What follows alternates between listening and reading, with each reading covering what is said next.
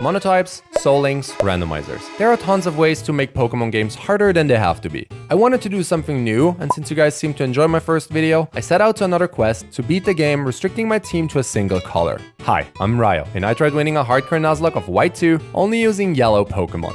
It was extremely difficult to find a game with enough encounters to not make this challenge an absolute nightmare. After some research, I finally stumbled over Gen 5.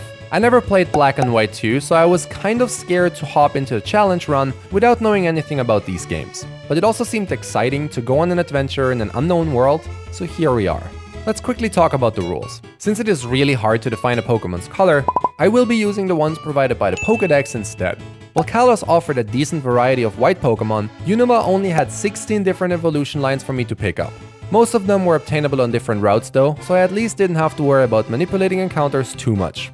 To make it even harder, I also made this challenge a hardcore Nuzlocke. Aside from the standard rules, like if a Pokemon faints, it can no longer be used, and that I can only catch the first valid encounter per route, I'm also not allowed to use any healing items in battle, have to play on set mode, and cannot overlevel the gym leader's ace before the start of the battle. And if I ever black out, I have to restart the run. Before we go on this sunny journey together, let me know what your favorite Pokemon out of these yellow cuties is. Mine has to be Galvantula. While I usually try to avoid spiders, this one is so adorable I always want to try and have it on my team. So without further ado, let's jump right in. Like so many others before it, this story too starts in my mother's apartment with no fatherly figure inside whatsoever. It is actually my first time in this region, so this story is as much of an adventure for me as it is to you. After meeting my rival Des, I made my way to the Aspertia Outlook, where Professor Juniper's assistant Bianca awaits me with my starter Pokemon. Considering all my encounters and the fact that my rival will always make sure to have a type advantage here, my best choice is probably Tepig, even if I would never pick this little guy otherwise. My temporary companion then proceeds to just straight up push Des Aljawat down the stairs. After a short hike, I met Alder, the previous Unova champion, who jumps down a 10-meter drop without even flinching once. He leads me directly to the next city, which now opens up the path to my actual first encounter in Route 20. There are two different Pokemon to get here, with Sunkern having abysmal base stats, making Suwaddle my preferred choice. Since it is autumn though, the chance of getting the better of the two is pretty high.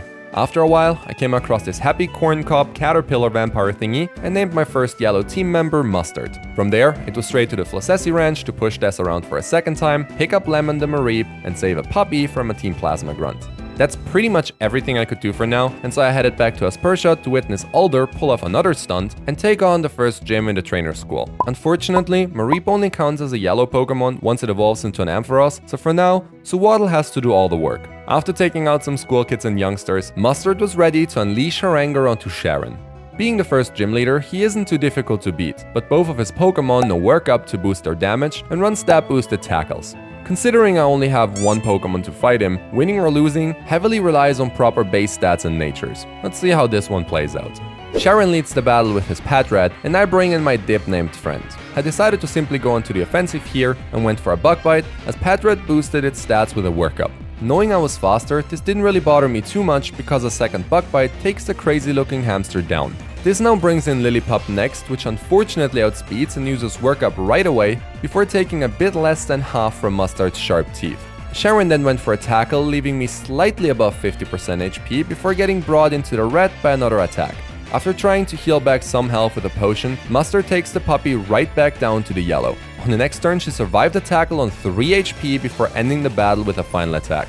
Not only does this earn me my first badge, but it also gives me access to Work Up, which will come in very handy much later in the game. After a quick Zoom meeting, which definitely could have just been an email, it was a quick journey to Burgh City, which conveniently is also where the next gym is. While my trusted little bug was able to delete the entire first section of the game all by herself, Roxie's poison types might be a little bit too much for her to take on.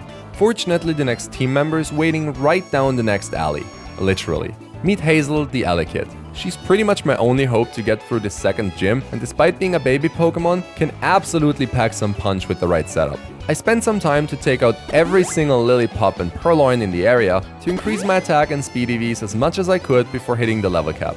I also made sure to run around frantically until Elekid's happiness was maxed out all the way. The last thing to do was to pick up a Silk Scarf, and Hazel was fully equipped for the upcoming challenge. Right after beating Sharon, Bianca also handed me the TM for return. A move that does more damage, the happier the user is. So while this would do almost no damage when used by the average millennial, Elekid likes me just enough for it to be a 100 base power attack.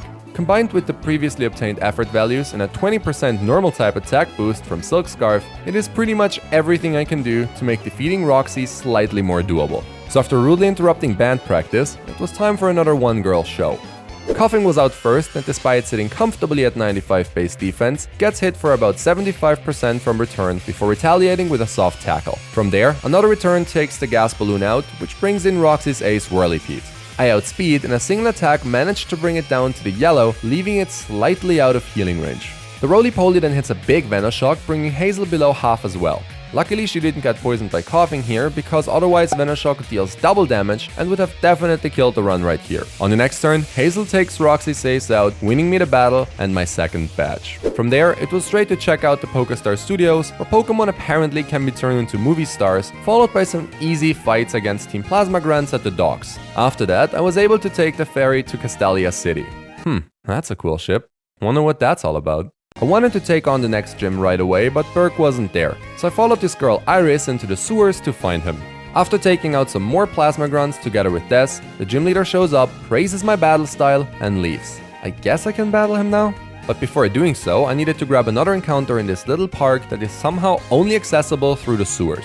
Pretty weird to make such a nice and relaxing area so hardly accessible, but hey, I never built a city before, so what do I know? Anyway, meet Sepia. He has to stay in the box for a while because right now there is no way for me to evolve him, and he's obviously not yellow yet. I then trained up Mustard to first evolve into a Swadloon and then into a Leavanny. With that, Burgh was the only thing missing before I could continue my journey. His team doesn't seem to have any other gimmick aside from annoying speed control moves, so let's just get right into it.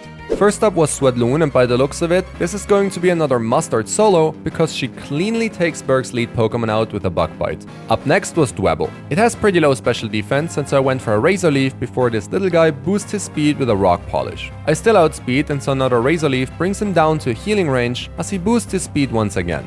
The crab then gets healed to full while I went for a tackle to offset his health for a 2-hit KO. Burgh's Pebble finally reached his lifelong goal of being faster and hits a super effective smackdown right before Mustard sends him back to his Pokeball with a critical hit Razor Leaf.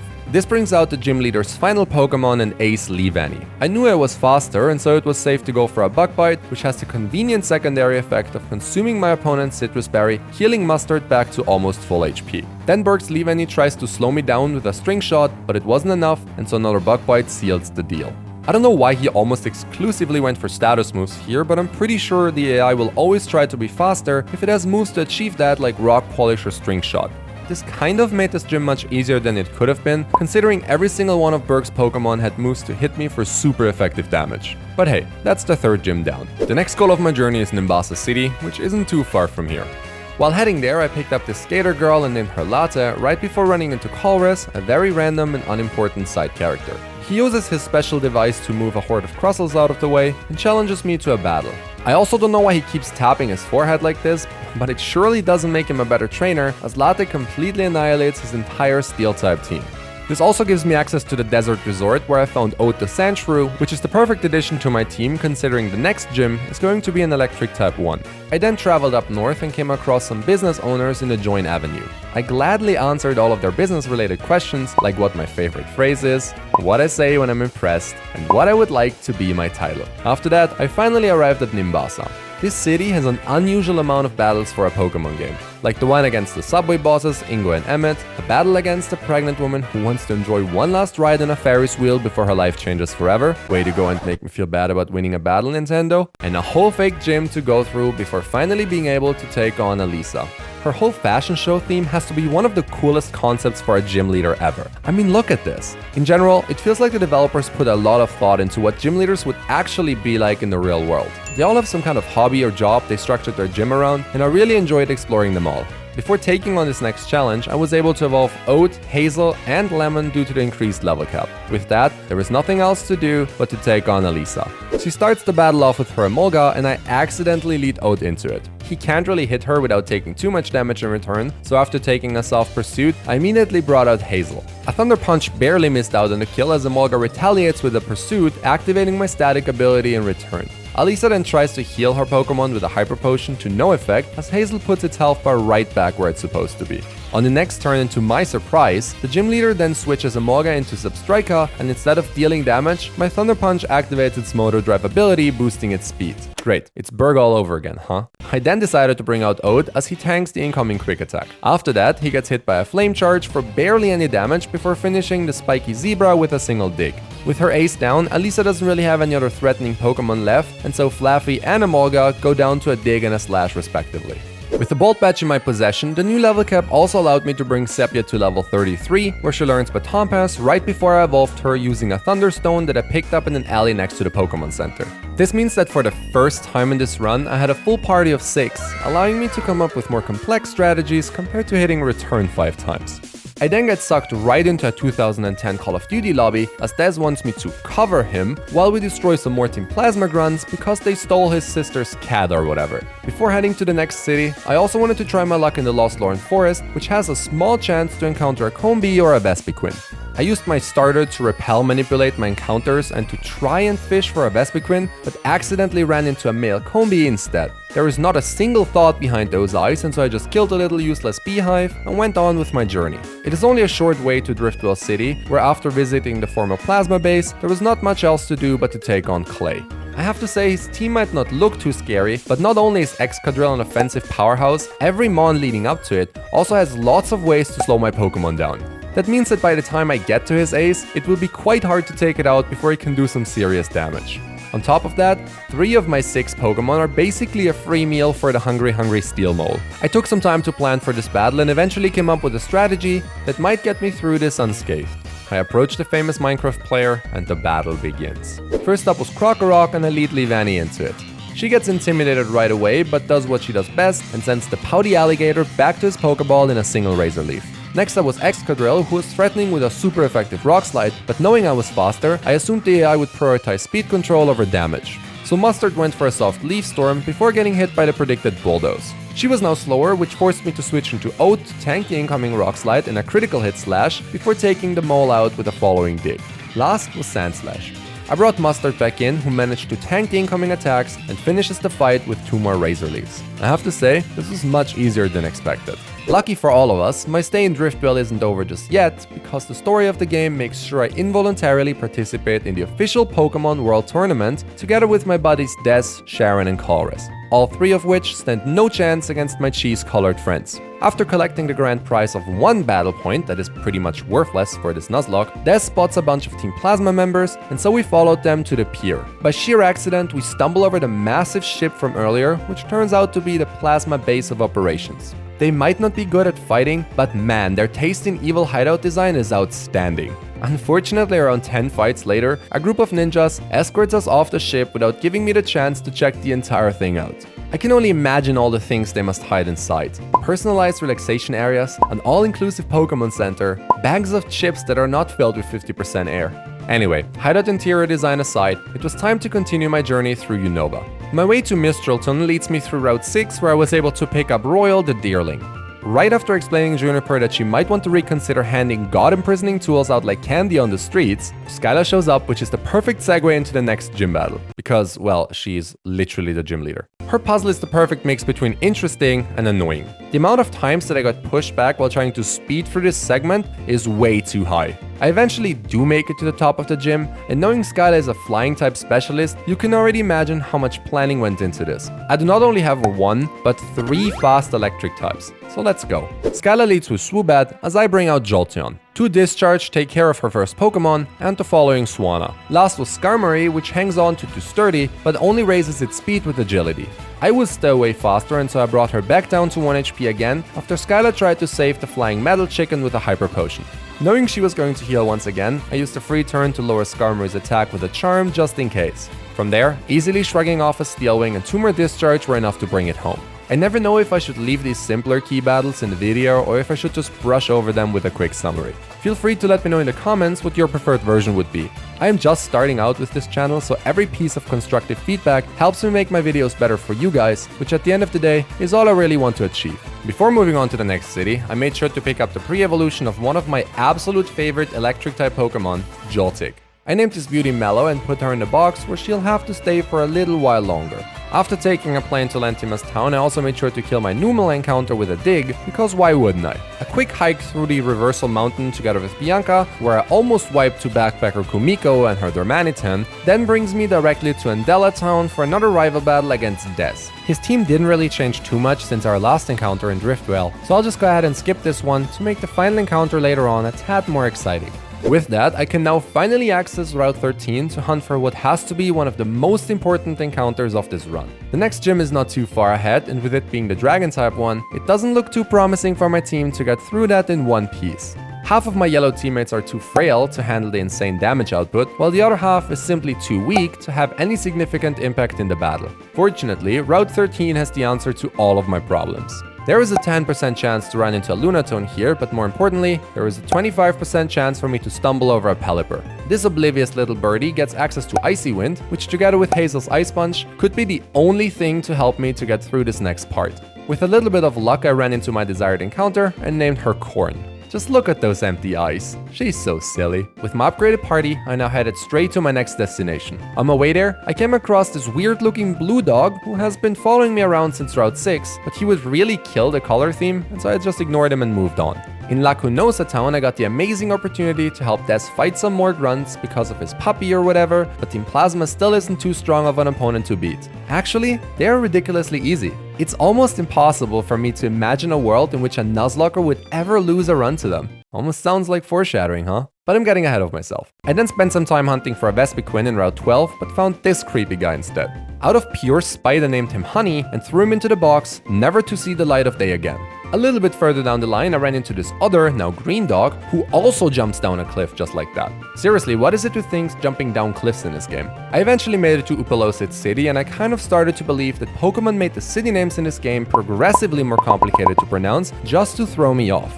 This is also where I reunited with Iris, who recommended me to challenge her grandfather Drayden. Up to this generation, the Dragon type is one of, if not the strongest type, which by itself is already a bad omen. If that is still not terrifying enough, here is a picture of the man and his team. Super strong buff dragon, super fast buff dragon, super strong and tall dragon with setup moves, and a super handsome guy with a sick beard. He is so intimidating. His gym is literally 2 moving mecha dragons that don't even have safety measures. If you fall and die, you probably weren't worth challenging him anyway. So let's see if my team even stands a chance against this maniac. Buckle up, this is going to be a wild ride. Drayden sends his Lego Dublo dragon out first as I bring in Pelipper. An Icy Wind does a bit less than half and lowers Dradagon's speed before a Revenge barely touches me in return. Then another Icy Wind puts my opponent into healing range, right before Corn gets crit into the red with a crunch. Since Drayden was going to heal next, I was greedy and instead of going for a ruse to heal myself, went for another Icy Wind. This luckily didn't completely throw the run as Pelipper manages to pull off an insane crit. From there, a final attack sends Dradagon back to his Pokeball. Second was Flygon. I wasn't sure if Icy Wind was going to kill here, and so I went for a ruse to recover some health before Dragon Tail switches Corrin out for Oat.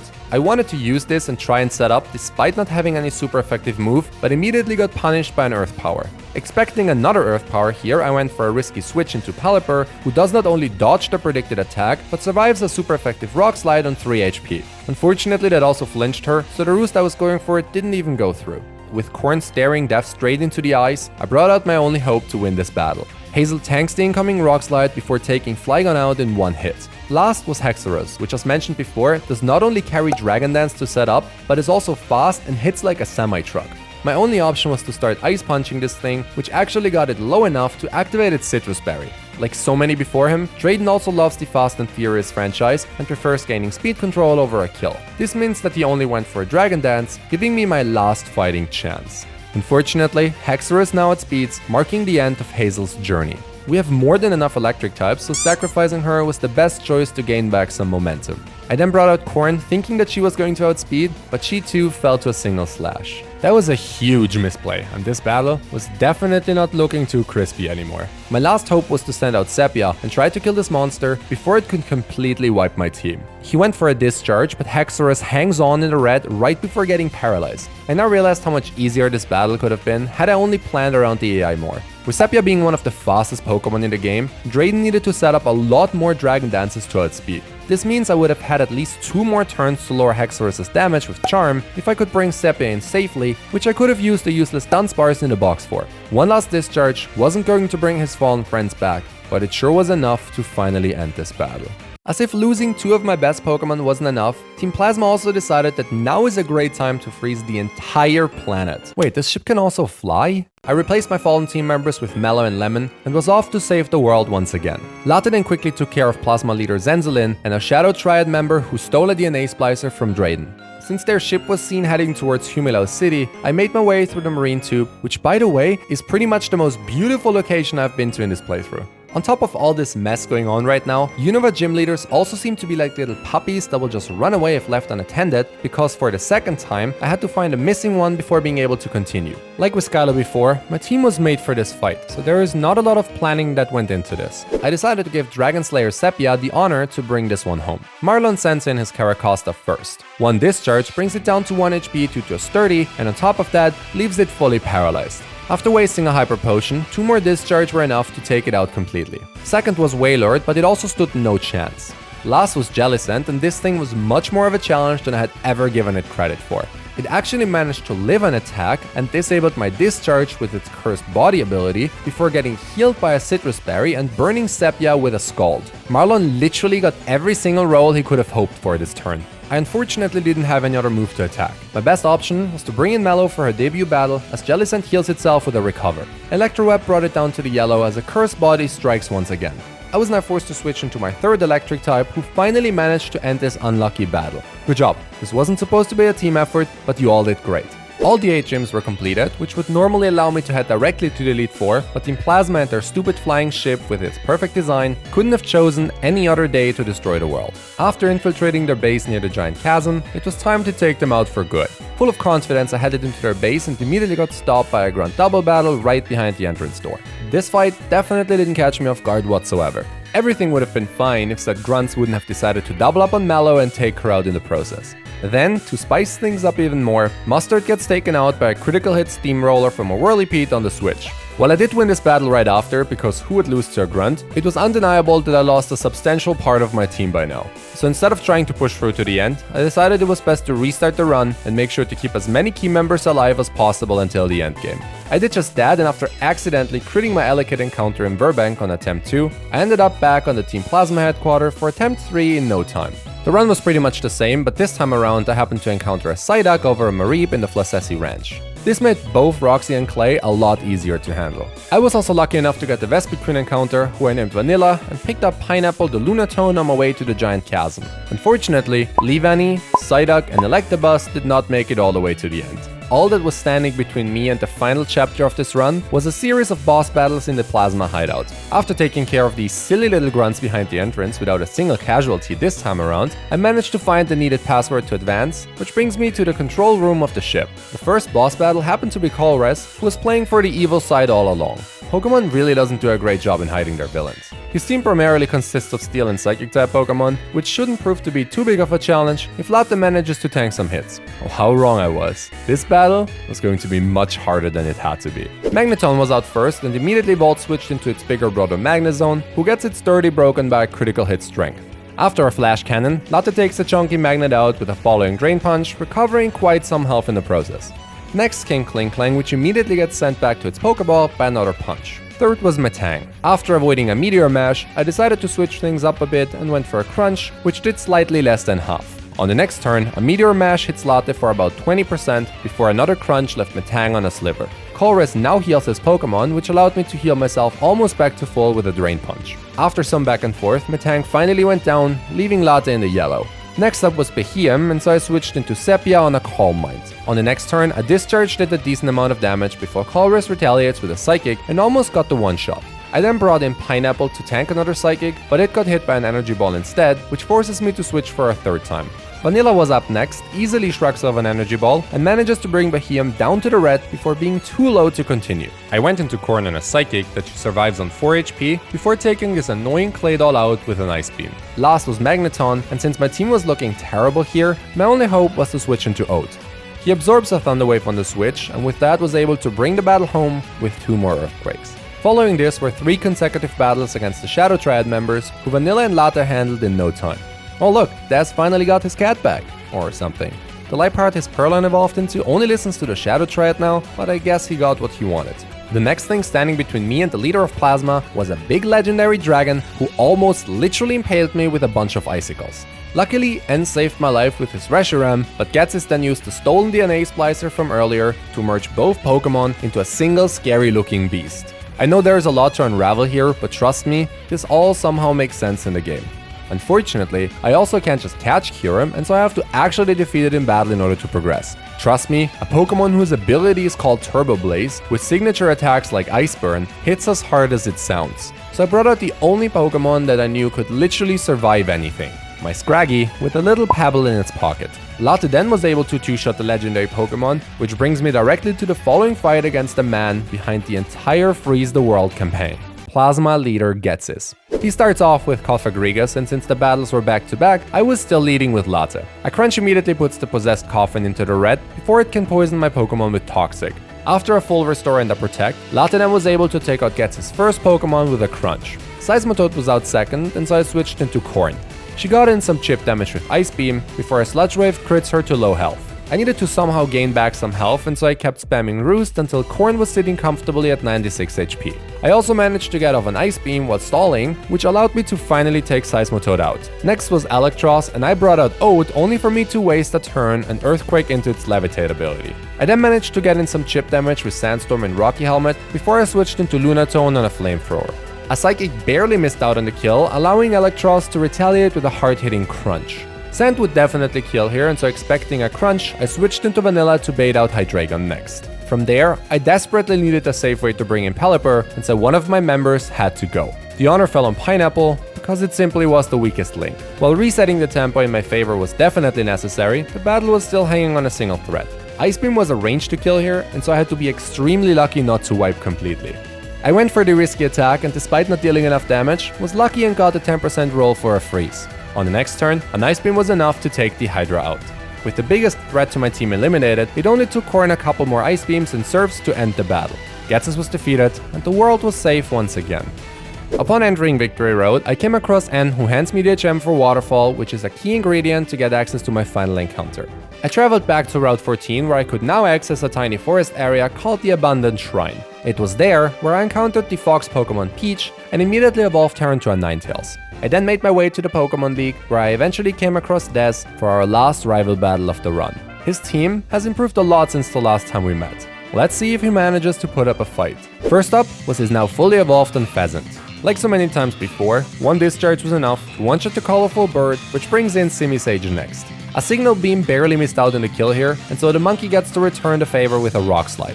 Des then decided to go for a max potion, but since I was faster, Simisage falls only 2 turns later. Bouffalant was out third. Since this bull is a lot faster than he looks, my plan was to keep switching until Recoil did enough damage for one of my faster Pokemon to safely pick up a kill. I brought out Latte to face tank the first head charge. Oat was out next to tank another hit. Then I switched into Corn, who absorbs the final head smash like a champ, which brings Bouffalant into the yellow, allowing me to pick up a kill with a Surf on the next turn. My rival's Ace was out last. After a seemingly endless stall battle with freezes and all, it was up to Vanilla to win the battle with a Signal Beam after a hard-hitting Surf. And that's it. Everything that was left to do to finish my first Unova challenge was to take on the Elite Four. Before I jump into these battles, I just wanted to say that this has to have been one of the most exciting runs I ever had. I can now see why so many people rate this as their #1 Pokemon game. Anyway, it took me a while to come up with a strategy for the Elite Four, because well, my team wasn't really looking like a champion team, was it? Like in my white Pokemon only run, which you should definitely check out after this one by the way, I needed to take the upcoming fights on in a very specific order to actually be able to win this. Even more so here, because a lot of kill ranges were dependent on levels above the level cap, which according to my rules ends when entering a gym or gauntlet. So without further ado, let's start the most exciting Elite Four challenge I ever had in a Pokemon game. Up first was Sleepy Caitlin and her Psychic type Pokemon. She leads with her Musharna, which is what I refer to as a setup Pokemon. I decided to send in Jolteon, which limits my opponent's move to Reflect or Yawn, because Dream Eater misses if my Pokemon is awake, and Charge Beam would just heal me due to Volt Absorb. Remember the TM I received all the way at the first gym? This is what I needed that one for. With Musharna unable to touch my Pokemon, I was able to go for a free Bulk Up to boost my offensive stats, as Caitlyn went for the predicted Yawn. I then set up once more before Sepia fell asleep. I came prepared though, as I held Lumberry made sure she would wake up right away. 4 Shadow Ball PP later, and my spiky girl stood victorious once again. Next up was the Ghost type expert Chantal. I gave Sepia a spell tech to boost her Shadow Balls, which should reduce the amount of setup needed to beat this. First came Cofagrigus, which allowed me to work up once before getting burnt by a Will-O-Wisp. Since Jolteon is a special attacker, this doesn't really affect her too much, aside from the consistent chip damage at the end of every turn. From there, all I had to do was click Shadow Ball another 4 more times to pick up another win. With that, the easy part of the Elite Four was over. My third opponent was going to be Grimsley. He's running a full Dark-type team, which I had some answers for, but they all had some decent coverage to ruin my plans if I wasn't careful enough. He sends in his Liepard as I bring in Mellow. After a fake out, my little spider was able to outspeed and one-shot the kitty with a single attack. I was expecting Crocodile with Earthquake next, but Grimsley brings out Scrafty instead. Despite not being prepared for this, I decided to stay in and go for a Bug Buzz, which did a decent amount of damage before Mellow dodged a Rock Tomb. On the next turn I switched into Corn, who tanked the incoming Rock Tomb and takes Scrafty out with a Surf. Then Grimsley finally brings out his Crocodile, who actually outspeeds and connects with a terrifying Crunch before Corn picks up the KO with a single Surf. Bisharp was out last, and so I switched into Peach to win the battle with a Flamethrower. It's going surprisingly well so far. The final trainer to take on was Marshall, and his team was definitely the hardest to plan for. Not only do all of his fighting type Pokemon hit hard, but they also have a ton of coverage moves for my team. On top of that, I completely forgot the whole AI wants to be faster thing here, which made this a lot harder than it had to be. I had no other choice but to take him on though, so here goes nothing. Up first was Throw into Sepia. She had an air balloon attached to herself, so she was safe from any incoming ground type attacks for at least one hit. I immediately went for a Charm lowering Throw's attack, but the AI must have seen my item, as Marshall went for a Rock Tomb over a Bulldoze. With my speed lowered and my balloon broken, I then Baton Passed into Oat, giving him all my stat changes, as he gets his speed lowered even more by a Bulldoze. A critical hit Storm Throw then leaves Oat with 2/3 of his health on the board, as he went for a Sandstorm. Seeing how much damage I had already taken, I decided to reset my setup and brought Jolteon back in. Unfortunately, Throw lands a crit on the switch, which forced me to swap her out once again. I decided to give Oat another chance. From there, I went for a Sword Stance, while Throw tries to lower my speed with Bulldoze, activating my Citrus Berry in the process. The chip damage from Sandstorm then allowed me to finally take Marshall's lead Pokemon out. He then sends his Mienshao out next. On the next turn, it connects with a high jump kick, but Oat hangs on 21 HP before one-shotting with an Earthquake in return. Third was Conkeldurr, and after strategizing for some time, I realized it was best to let Oat go down in an attempt to reset some tempo and save the run. A +2 Earthquake would do enough damage to leave Marshall's ace barely out of healing range, but in a position where Corn could pick up an easy KO. So after a final attack, Oat goes down. Then Pelipper comes out to finish the chunky whatever this Pokemon is supposed to be, which only leaves Sog left to beat. I couldn't really risk any switches here, and so I went for a Surf, which luckily dealt enough damage to bring the Muppet down to its 30. After a full restore, Corn was able to defeat the last of the Elite Four with a final Surf. I made some last minute changes to my team's movesets and climbed the stairs to face champion Iris in one final battle. Her team was looking stacked, but there was no going back now. This is where it all ends. She starts the battle off with the big guns and brings out Hydreigon, as I match the Titan with Dragon Slayer Sepia. This time around though, her goal wasn't to slay dragons, but to boost her offensive stats with Bulk Up and to pass them on to Corn. I have to dodge a crit on the switch here and do just that before sniping Hydreigon out of the air with an Ice Beam. Next was Lapras, and knowing it would go for a Thunderbolt, I brought out Sepia, who absorbs the hit and gets healed back to full. Then I set up a Light Screen, which allowed me to tank the incoming Ice Beam. After 2 workups, a Thunderbolt was enough to pick up the KO on Lapras, which now brings in Aggron. There was no way I could stay in here, but Baton Pass still allows me to transfer all of my stat changes to another Pokemon. With Jolteon in the yellow, Iris probably sees a kill with every attack, and so I needed to make a smart move. One wrong step could mark the end of the run. Since Peach was the only Pokemon without a specific purpose in this battle, I decided to bring her in, as Aggron luckily only went for a Double Edge, allowing me to take it out with a Flamethrower on the next turn. Then, Iris brings in her scariest Pokemon and Ace Hexorus. I needed to somehow slow this monster down before it could start setting up. Fortune was definitely in my favor, as Peach connects a 90% accurate Will-O-Wisp to permanently cut Hexorus' damage in half. This then also allowed her to survive an Earthquake in the red. With this being the last battle of the run, I could now also start sacrificing Pokemon, and after a final attack, Ninetales falls to the mighty dragon. I switched into Corn, and since Iris was going to heal now, it was pretty safe to go for an Ice Beam, which brings Hexorus down to low health once again. I luckily outspeed, and so a second Ice Beam took Iris' ace out for good. But this fight wasn't over just yet. On the next turn, the champion sends out her second scary dragon, Dradagon. Corrin didn't have enough damage to kill, which forced me to switch into Vanilla, who immediately gets one-shot by a Rock Slide. I then send in Sepia, but her reign as Dragon Slayer ends with a final Thunderbolt to get in some chip damage and give the rest of the team a fighting chance. Rest in peace, Queen. This allowed me to bring Corrin back onto the field and take Dradagon out with an Ice Beam. Iris' last Pokemon was Archeops, and this thing is much faster than it looks. That means that Corrin 2 goes down, leaving me with only Mellow left on the board. It was 1-on-1. All I could do was to click Discharge and hope for the best.